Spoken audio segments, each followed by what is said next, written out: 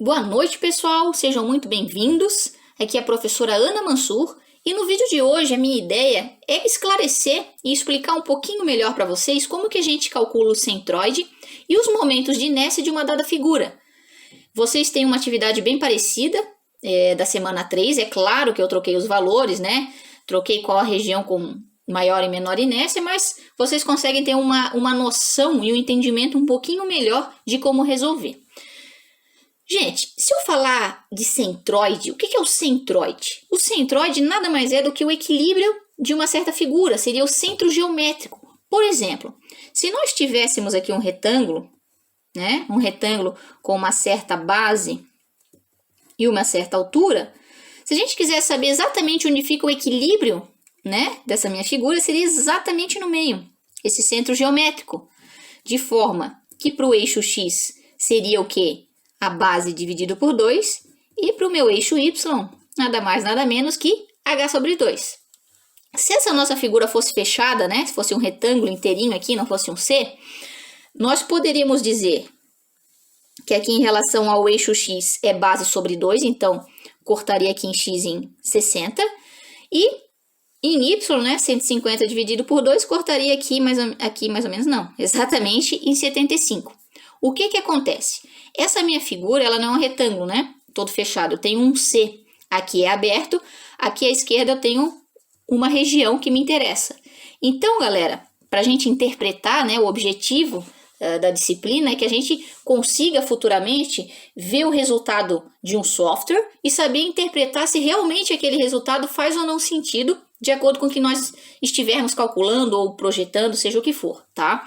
Gente, se meu equilíbrio para um retângulo se fosse exatamente na metade, mas na minha figura eu tenho uma região aqui e aqui é aberta, vocês concordam comigo que o equilíbrio, né, vem da física, o equilíbrio ele está sempre próximo à região de maior massa, onde eu tenho o quê? Uma maior inércia. Então, se nós quiséssemos, né, fosse uma atividade de assinalar, por exemplo, né, o nosso centro geométrico, mesmo sem calcular, a gente pode dizer de antemão que ele vai ser inferior a 60, porque ele vai estar deslocado para a região de maior massa, né? O meu X ele vai ser menor que 60, só que eu não sei se é 59, 50, 55, eu não sei o valor exato, por isso que a gente vai calcular. Mas eu já sei dizer que é 60.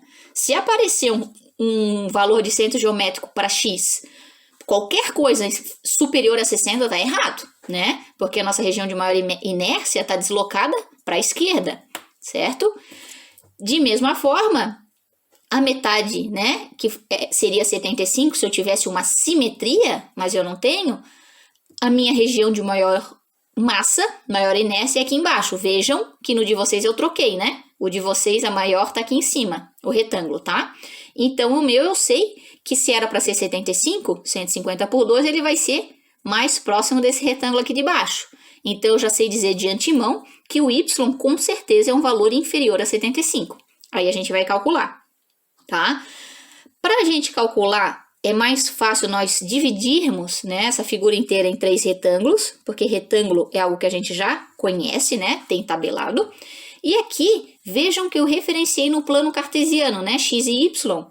Se a gente for lembrar lá, essa nossa região, ela tá no primeiro quadrante, né? Tá aqui, ó, certo? Porque no primeiro quadrante eu consigo, né, associar valores positivos para X e positivos para Y, de forma a facilitar aí os nossos cálculos.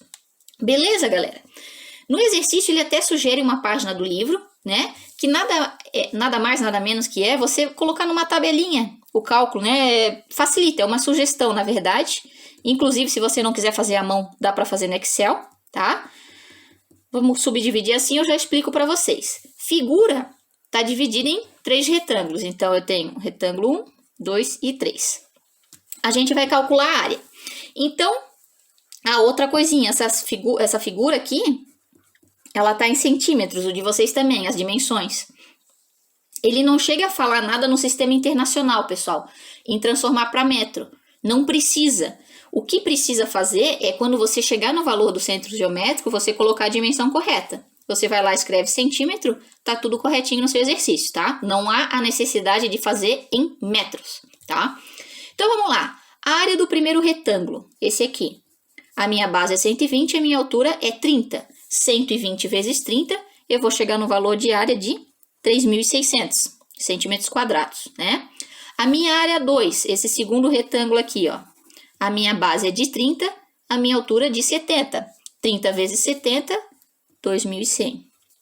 E meu último retângulo, ele tem a base de 120, né? 120 vezes 50. 120 vezes 50, 6.000. Aí aqui eu já digo para vocês, já adianto para fazer o somatório. Vocês já vão entender por quê, tá? O somatório das três áreas, aqui na minha figura, tem um valor de 11.700. Esse xizinho barra, tá? É o centro, o equilíbrio de cada seçãozinha separada, cada subdivisão que eu fiz da minha figura como um todo. O x, gente, é base dividido por 2. Então, essa minha primeira figura, a base toda é 120. Metade dela é 60, né? Eu vou pegar a metade dela e rebater até o eixo que eu tenho aqui, de referência, que é o y. Então, metade, né? 60. A outra figurinha, qual que é o equilíbrio dessa figura, né? Isoladamente, é 30, a base, 30 dividido por 2, vou rebater aqui no eixo, eu vou ter um valor de 15. E o nosso último retângulo, que ele é igual ao primeiro, né? Tem uma base de 120, ele quer metade, aqui eu já rebato no meu eixo, vou chegar num valor igual aqui a 60. Aqui a gente faz o produto, né? 3.600 vezes 60, 216.000. 2.100 vezes 15, 31.500. E por último, 6.000 vezes 60, 360.000. Aqui também a gente precisa fazer o somatório. Para mim vai dar 607.500. Por quê? Nós queremos calcular o equilíbrio em x, o centroide, né? Em x e y. No x aqui, gente, aí eu digo que é o xão e o xzinho, tá? Esse aqui é para a figura toda. Vai ser o quê? O somatório da área de cada partezinha vezes o centro de equilíbrio de cada parte, dividido pelo somatório das áreas. Então, eu vou ter o quê? 607.500 dividido por 11.700. E eu vou chegar no valor aqui de 51,92. Não esqueçam da dimensão, né? 51,92 centímetros, certo? O que a gente tinha conversado inicialmente? Que o valor teria que ser inferior a 60. É inferior a 60? Sim, né? É inferior a 60. Então, em x, se fosse o retângulo inteiro era 60, como a minha região de maior inércia está deslocado, aqui para a esquerda vai dar, aqui eu não tô com nenhum papel, né, com as linhazinhas para ficar bonitinho, mas vai dar mais para baixo, né? Por exemplo, né, colocar aqui, ó, se fosse 51,92, bem feioso, mas só para a gente ter uma ideia, tá? Depois a gente já conversa sobre isso aqui. Fizemos para o x, vamos fazer para o y. A figura vai ser exatamente a mesma, só que o nosso referencial agora é o y, né? O equilíbrio em y para cada regiãozinha. Só vou mudar isso aqui, porque a área, né? São os mesmos retângulos, não interfere. Prestem muita atenção nesse y. Por quê? O y de um retângulo é h sobre 2. Então, esse primeiro retângulo. A nossa altura, galera, é de 30. 30 sobre 2, muito fácil, Ana, 15. Só que lembrem, assim como no x eu rebati, aqui no y você tem que rebater, sempre perpendicular, né? Eu vou rebater aqui no eixo x e eu quero, na verdade, essa distância aqui. Então, vai ser 15 mais 70 mais 50. Eu vou chegar no valor de 135. Segunda região, segundo retângulo, a altura é 70. Fácil, Ana, 70 dividido por 2 eu tenho 35. Mas lembrem que eu tenho que referenciar até o eixo, certo? 35 mais 50, 85. O último é o mais fácil, porque ele já está encostado, né? 50 dividido por 2, bato aqui no meu eixo, vai ser o próprio 25. Aqui eu multiplico 3.600 por 135, 486.000, 2.100 por 85, 178.500 e 6.000 vezes 25, 150.000. Aqui eu faço o somatório, 814.500, porque a gente precisa fazer o nosso yzão barra, o nosso centroide, né? Então, é o somatório de AY, somatório de A, que vai ser aqui 814.500 dividido pela área, que é a mesma, né? São as mesmas figuras. eu chego aqui no valor de y barra de 69,62 centímetros. Deu o valor como a gente esperava, inferior a 75. Deu certo, a gente não sabia exatamente o valor, mas ele é abaixo. Então, se o 75 estava por aqui, a minha região de maior inércia, lembra que está no contrário de vocês, né? A minha região se aproxima da região com maior massa. Então, por exemplo, né, de um jeito bem tosco, aqui colocando 69,62 junto com o x, vai ser mais ou menos aqui a minha região do centro, certo? Maravilha, calculamos os centros geométricos, né, que é o centroide. Você pode colocar assim, ó, se quiser, tá? Por exemplo, o meu, né, 5192, 6962 centímetros, tá? A primeira pergunta. A segunda, galera, ele pede um momento de inércia. Se atentem a uma coisinha. Momento de inércia, como a gente subdividiu em retângulos, tá? Ele vai ser BH ao cubo sobre 2, mais a área vezes uma distância ao quadrado. Esse termo aqui existe quando você não tem uma simetria, né, em relação ao seu eixo. Veja comigo que nessa figura, né, eu não tenho uma simetria aqui à esquerda nem à direita, bem como eu não tenho uma simetria na parte superior nem inferior, ele é todo assimétrico, né? Por isso que a gente tem essa última componente. Então, olha só, por exemplo, em x1 para o primeiro retângulo, eu vou ter base vezes altura ao cubo dividido por 12, mais base vezes altura, que é um retângulo, e o d, galera, de x, lembra que eu tenho que sempre rebater o eixo perpendicular, né? Como a gente estava conversando anteriormente. Então, vai ser o yzão menos o y1. Nesse caso, não entendi, Ana. Olha lá, x1. Qual que é a base desse retângulo? 120, altura 30. 120, altura 30, ao cubo sobre 12, mais a área, 120 vezes 30, yzão barra. Yzão é quem a gente encontrou. 69,62. Então, 69,62 menos o yzinho para aquela minha seção retangular, que é esse aqui, 135. Ana, vai dar negativo. Galera, tem o quadrado aqui, ó. Independente, né, da forma com que você subtraia, vai dar exatamente o mesmo valor, tá? Isso aqui é continha, quero só mostrar para vocês como que eu faço, né? Por exemplo, x2, tá? x2, base 30, altura 70. Só pra gente ver como que faz, tá? Não, isso aqui é continha, é só jogar na calculadora, né? 30 vezes 70 por 12, mais área do retângulo, 30 vezes 70. Yzão vai ser o mesmo, né? E quanto que é o yzinho para a região 2? Yzinho para a região 2, figura 2, vai ser o 85.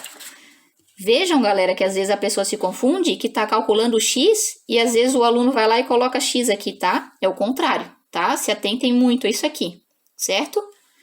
x3 tranquilo, tem que fazer o x3 também, mas só para vocês entenderem de onde que pega, tá? Eu quero só mostrar a teoria, olha só.